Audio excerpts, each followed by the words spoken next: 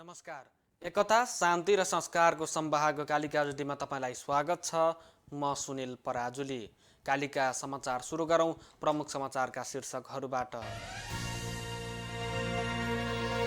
कालिका समाचारको साथमा टेस्टी FE500 FE500D विजया सिमेन्टको master builder OPC cement building your future. Vatsalya natural IVF आधुनिक चिकित्सा उच्च सफलता दर अन्तर्राष्ट्रिय स्तरको उपचारद्वारा सन्तान प्राप्ति सम्भव छ।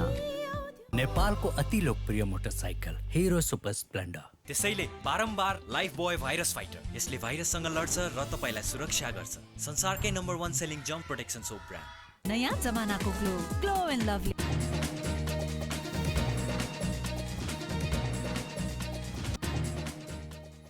प्रदेश नम्बर 1 का नवनियुक्त मुख्यमन्त्री राजेन्द्र राईद्वारा पद तथा गोपनीयताको शपथ ग्रहण। 4 मन्त्री र 1 राज्य मन्त्री सहित 6 सदस्यीय मन्त्री परिषद गठन। प्रधानमन्त्री शेरबहादुर देउवा र भारतीय समकक्षी नरेन्द्र मोदी बीच मंगलबार भेटवार्ता। द्विपक्षीय सम्बन्ध र सहकार्यको बारेमा छलफल। भारतमा कोरोना भाइरसका दैनिक संक्रमित हुनेको संख्या फेरि घट्यो। 24 घण्टामा 10,423 जनामा पुष्टि। र नेपाली फुटबल टिमका मुख्य प्रशिक्षक अल मुताइरीद्वारा 3 वर्षीय सम्झौतामा हस्ताक्षर।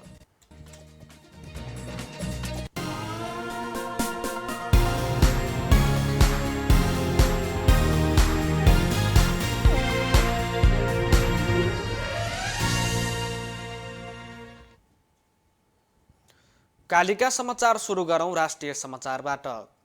प्रदेश नम्बर 1 का नवनियुक्त मुख्यमन्त्री राजेन्द्र राईले पद तथा गोपनीयताको शपथ लिनु भएको छ। राईलाई मंगलबार प्रदेश प्रमुख सोमनाथ अधिकारीले शपथ गराउनु भएको हो। नेकपा एकीकृत समाजवादीका नेता राईलाई प्रदेश प्रमुख अधिकारीले संविधानको धारा 168 को उपधारा 2 अनुसार आजै मुख्यमन्त्री नियुक्त गर्नु भएको हो। यस्तै मुख्यमन्त्री राईले 4 मन्त्री र 1 राज्य मन्त्री सहित 6 सदस्यीय मन्त्री परिषद पनि गठन गर्नु भएको छ। नवनियुक्त मन्त्रीहरूमा इन्द्रबहादुर आङबो आर्थिक मामिला तथा योजना मन्त्री, हिमाल कार्की भौतिक पूर्वाधार विकास मन्त्री, केदार कार्की आन्तरिक मामिला तथा कानुन मन्त्री र जयराम यादव सामाजिक विकास मन्त्री बन्नु भएको छ। यस्तै विष्णु तुम्बा हाम्फेलाई सामाजिक विकास राज्य मन्त्रीको जिम्मेवारी दिएको छ। नवनियुक्त मन्त्रीहरू र राज्य मन्त्रीले पनि शपथ ग्रहण गर्नु भएको छ। प्रधानमन्त्री शेरबहादुर देउवा र भारतीय समकक्षी नरेन्द्र मोदी बीच मंगलबार भेटवार्ता भएको छ। स्कटल्यान्डको ग्लास्गोमा आज औपचारिक भेटवार्ता भएको हो। भेटवार्ताका क्रममा उहाँहरूबीच द्विपक्षीय सम्बन्ध र सहकार्यको बारेमा छलफल भएको परराष्ट्र मन्त्रालयले जनाएको छ। यसअघि हिजो जलवायु सम्मेलनका क्रममा दुई नेताबीच अनौपचारिक भेटवार्ता भएको थियो। जलवायु सम्मेलनकै क्रममा प्रधानमन्त्री देउवाले भारतीय प्रधानमन्त्री मोदीसहित बेलायतका प्रधानमन्त्री बोरिस जोन्सन, राष्ट्रसङ्घीय महासचिव एन्टोनियो गुटेरेस लगायत विश्वका नेताहरूसँग अनौपचारिक भेटघाट गर्नुभएको थियो। हिजो सम्मेलनलाई सम्बोधन गर्दै प्रधानमन्त्री शेरबहादुर देउवाले उच्च हिमाली क्षेत्रको विशिष्ट जलवायु पहिचान गर्न र जलवायुसँग सम्बन्धित हरेक छलफलमा हिमालय एजेन्डालाई उच्च प्राथमिकतामा राख्न विश्वका नेताहरूसँग आग्रह गर्नुभएको थियो। ऊर्जा, जलस्रोत तथा सिँचाइ मन्त्री पम्फा भुसालले आउँदो 2 वर्षभित्र सबै नेपालीको घरमा विद्युत सुविधा पुर्याउने सरकारको लक्ष्य रहेको बताउनु भएको छ।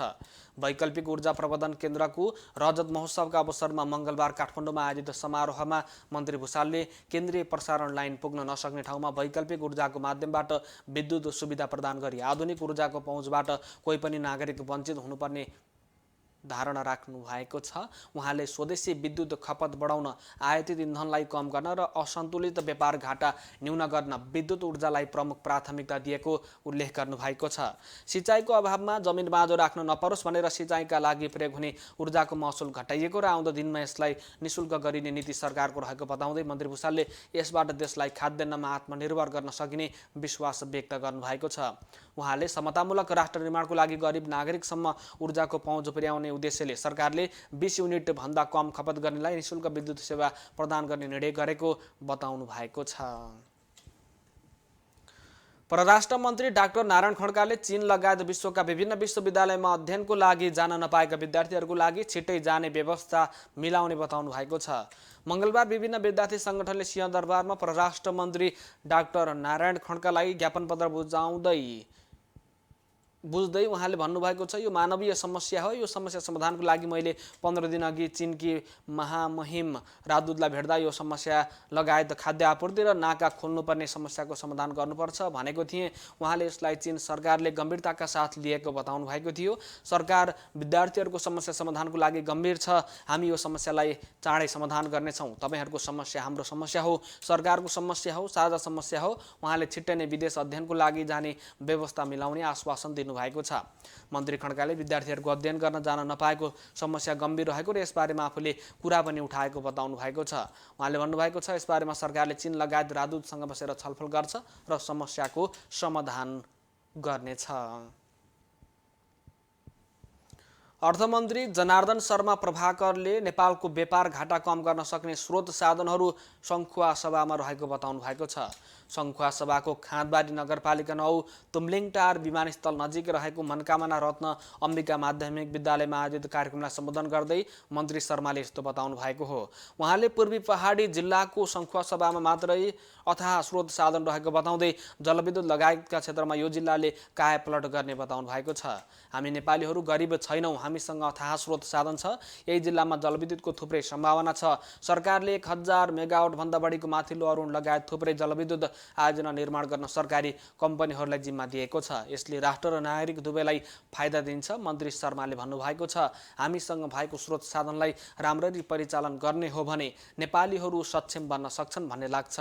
सङ्खुवा सभामा किमाथाङ्गा नाका अरुण तेस्रो जलविद्युत परियोजना लगायत थुप्रै सम्भावना रहेकोले नेपालको व्यापार घाटा घटाउन यो जिल्लाले सघाउ पुर्याउने मन्त्री शर्माको भनाइ छ। उहाँले फरक प्रसङ्गमा सर्वोच्च अदालतका प्रधान न्यायाधीश चोलेन्द्र शमशेर जबराको बारेमा गठबन्धनको सरकारको बैठक बस्न बाँकी रहेकोले सरकारले यस्तै गर्ने भन्ने धारणा बनाइ नसकेको बताउनुभयो।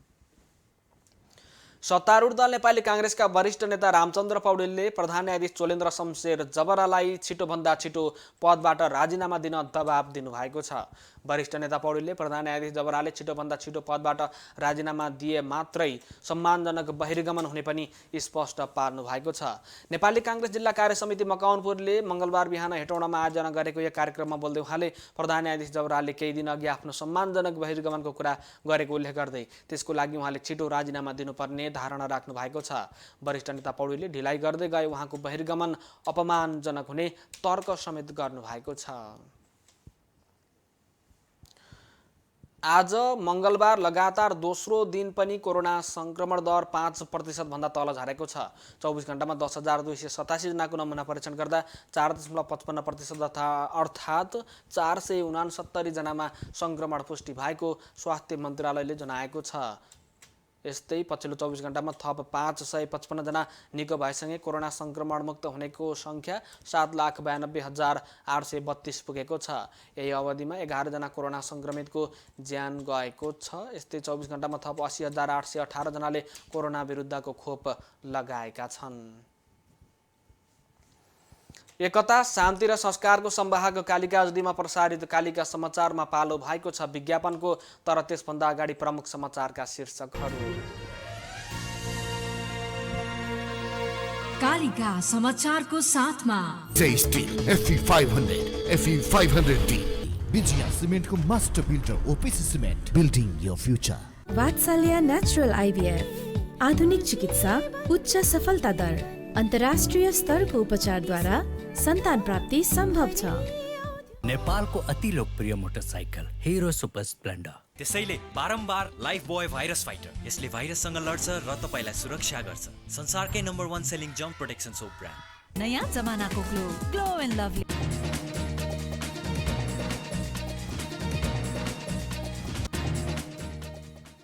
प्रदेश नम्बर 1 का नवनियुक्त मुख्यमन्त्री राजेन्द्र राईद्वारा पद तथा गोपनीयताको शपथ ग्रहण। 4 मन्त्री र 1 राज्यमन्त्री सहित 6 सदस्यीय मन्त्री परिषद पनि गठन।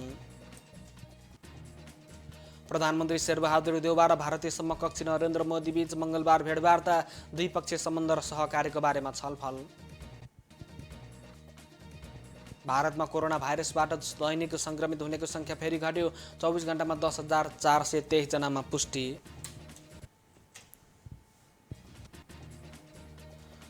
र नेपाली फुटबल टिमका मुख्य प्रशिक्षक अलमुताइरीद्वारा 3 वर्षे सम्झौतामा हस्ताक्षर।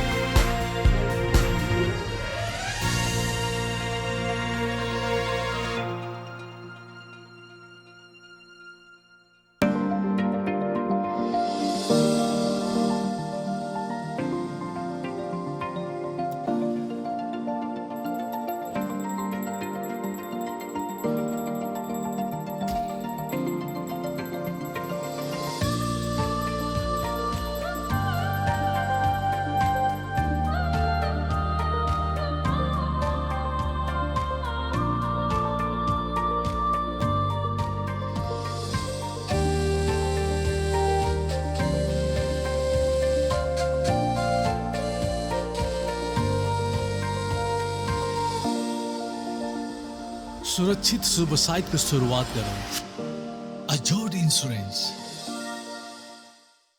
प्रस्तुत छ ज्यास्मिन र बदामको तेलको पोषणयुक्त लक्स, जसले हरेक स्नान बनाउँछ पोषणयुक्त।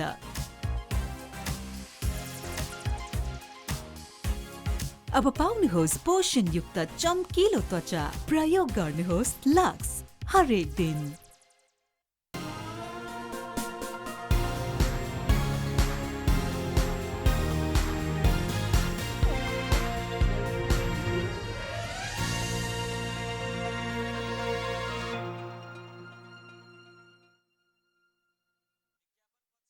समाचारमा पुनः स्वागत छ। अब स्थानीय समाचार। तिहारको समयमा भरतपुरमा विद्युत अवरुद्ध भएको छ। भरतपुरको बसेनीमा रहेको सब स्टेसनमा प्राविधिक समस्या देखिएपछि भरतपुरमा तिहारको पूर्व सन्ध्यामा अन्धकार हुने भएको हो। केही दिन अघि बसेनीमा 132/11 केबीको 2 थान ट्रान्सफर्मरमा प्राविधिक समस्या आएको विद्युत प्राधिकरण भरतपुर वितरण केन्द्रका इन्जिनियर राजेन्द्र मणि पौडेलले जानकारी दिनुभयो। उहाँका अनुसार गत शुक्रबार 30 MVA को ट्रान्सफर्मरमा समस्या आएको थियो। आज ट्रान्सफर्मर प्रतिस्थापन गर्ने क्रममा फेरि अर्को ट्रान्सफर्मरमा समस्या आएको हो। समस्या समाधानको लागि प्राविधिकहरू निरन्तर लागि परेकोले समस्या छिटो समाधान हुने बताइएको छ। आज रातिसम्म पनि विद्युत सुचारू हुने सम्भावना कम छ। विद्युत प्राधिकरण भरतपुर वितरण केन्द्रले तिहारको समयमा विद्युत अवरुद्ध हुँदा पर्न गएको असुविधाप्रति क्षमा प्रार्थी रहेको जनाएको छ। कालिका समाचारमा अब अर्थ समाचार।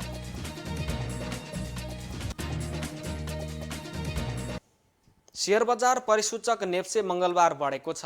नेप्से 23.76 अङ्कले बढेर 2843.62 बिन्दुमा पुगेको छ। आज बैंक, व्यापार र लगानी बाहेक अरू सबै समूहको शेयर उकालो लागेको छ। बिमा, विकास बैंक, होटल र अन्य समूहको शेयर उच्च अङ्कले बढेको छ। नेप्से बढे पनि कारोबार रकम भने घटेको छ। हिजो सोमबार 7 अर्ब 77 करोड रुपियाँको कारोबार भएकोमा आज 79,77,000 किता शेयर 6 अर्ब 7 करोड रुपियाँमा किनबेच भएका छन्। आज साहस ऊर्जा कम्पनीको शेयर सबैभन्दा धेरै 10% बढेको छ। समग्र बजार बढे पनि विशाल बजार कम्पनीको शेयर सबैभन्दा धेरै झन्डै 3% घटेको छ। कालिका समाचारमा अब अन्तर्राष्ट्रिय समाचार। भारतमा कोरोना भाइरसबाट दैनिक संक्रमित हुनेको संख्या फेरि घटेको छ।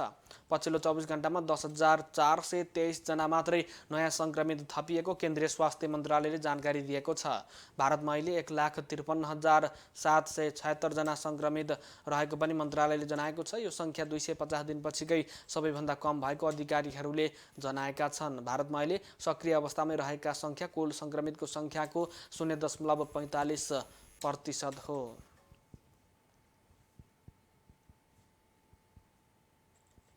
कालिका समाचारमा अब खेल समाचार।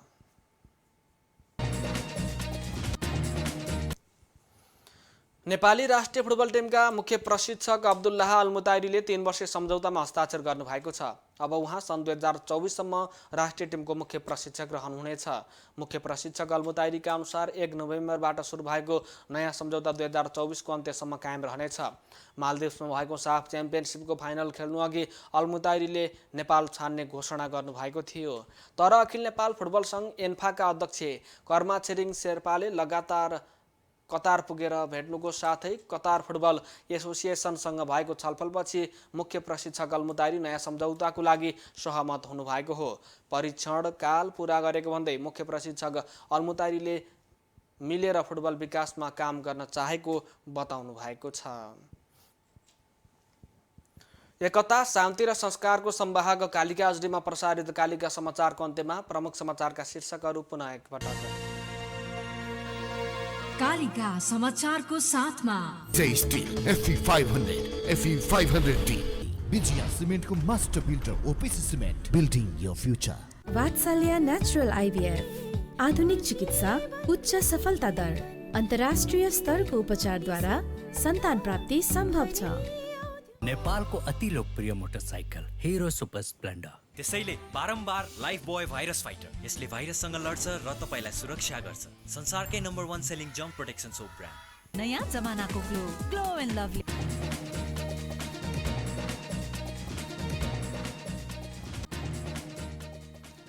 प्रदेश नम्बर 1 का नवनियुक्त मुख्यमन्त्री राजेन्द्र राईद्वारा पद तथा गोपनीयताको शपथ ग्रहण।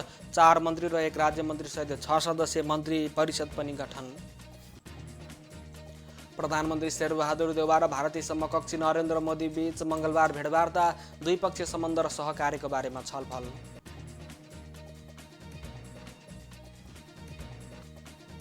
भारतमा कोरोना भाइरसबाट दैनिक संक्रमित हुनेको संख्या फेरि घट्यो। 24 घण्टामा 10,423 जनामा पुष्टि।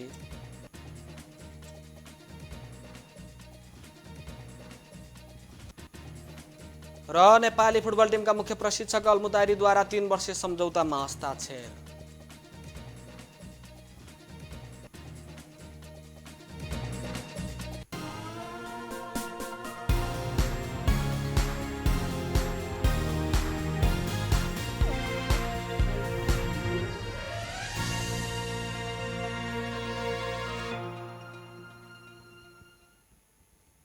एकता, शान्ति र संस्कारको संवाहक कालिका एचडीमा प्रसारित कालिका समाचार अहिलेको लागि यति नै। हेर्दै गर्नुहोला कालिका एचडी। म सुनिल पराजुली बिदा हुन्छु। नमस्कार।